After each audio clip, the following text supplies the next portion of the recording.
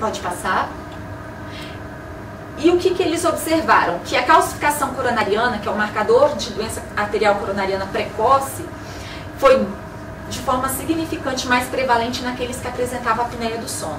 67% a prevalência de calcificação entre os apneia do sono versus 30% em relação àqueles sem apneia do sono, indicando que a apneia do sono parece também estar associada com a doença arterial coronariana subclínica.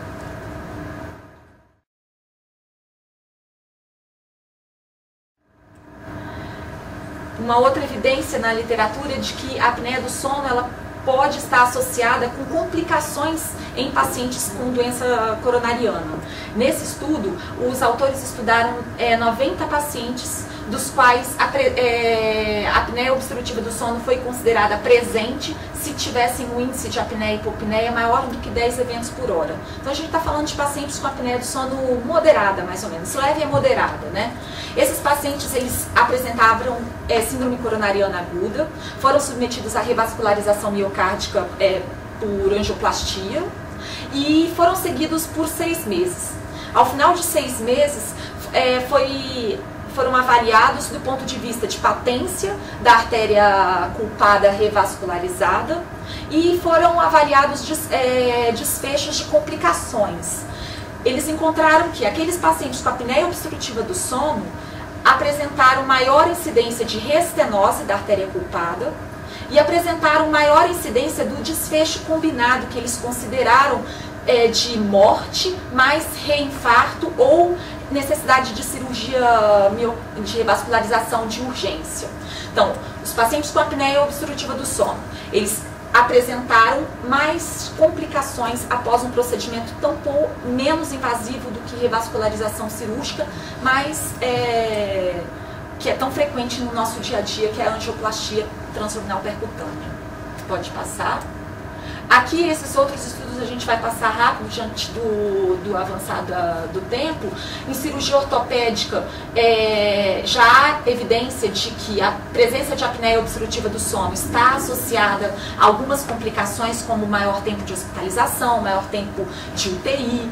Cirurgia cardíaca, parece que também maior tempo, os pacientes com apneia do sono são mais sujeitos à internação prolongada, em UTI, a encefalopatia, infecção. Em cirurgia geral, pacientes com apneia obstrutiva do sono apresentam maior, nesse estudo os autores encontraram uma prevalência de complicações 5 vezes maior. Ou seja, são estudos de desenhos variados, de corte transversal, de poder de evidência variável também, porém todos sinalizam para que há necessidade de uma avaliação de estudos melhores, mais bem desenhados e maiores para se delinear melhor quais são essas complicações associadas à apneia obstrutiva do sono. Então, essa é uma ideia de que nós partimos de uma doença altamente prevalente, que aqui é uma estatística americana, na verdade, que mostra que nos Estados Unidos até 80% dos pacientes com apneia do sono não tem diagnóstico. E se nós fizermos um link para o número de procedimentos cirúrgicos que existem, por exemplo, mais uma vez, estatística americana, mais de 41 milhões de procedimentos cirúrgicos. Então a gente está diante de um pool aí de doentes que podem estar sujeitos a complicações e a gente não pensa, a gente não vai poder evitá-la se a gente não pensar na doença. Pode passar, Isa. Então, a apneia do sono no cenário perioperatório é tão relevante que motivou a Sociedade de Anestesiologia Americana a fazer um guideline onde ele propõe uma triagem pré-operatória dos pacientes, a utilização de algum instrumento de triagem rápida entre os pacientes, de maneira geral, cirúrgicos, controle das comorbidades associadas, e aí as cardiovasculares, com certeza. Pode passar.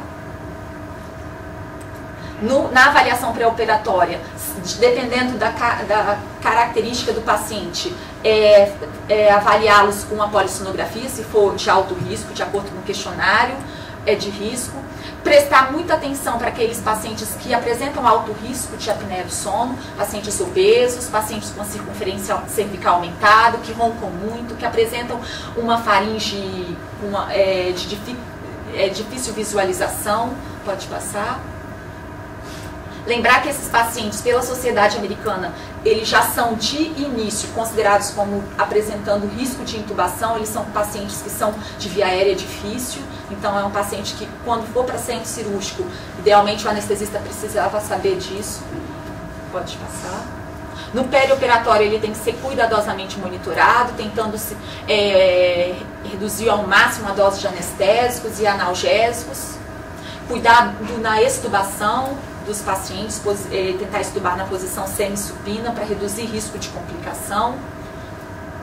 E no pós-operatório, muito importante, esses pacientes no pós-operatório, eles quando eles recebem geralmente analgesia, às vezes analgésicos, desde anestesias, bloqueios regionais, até opioides de ação sistêmica. E eles podem ter seus riscos potencializados por essas medicações no pós-operatório. Pode passar. Um dado importante que encontramos ao estudar os 80 pacientes cirúrgicos foi que procurou-se avaliar qual seria o preditor de apneia do sono entre os pacientes cirúrgicos. E o principal preditor foi a circunferência abdominal, aqui relacionando, mostrando a força da obesidade no risco para apneia obstrutiva do sono, inclusive nos pacientes cirúrgicos. Pode passar.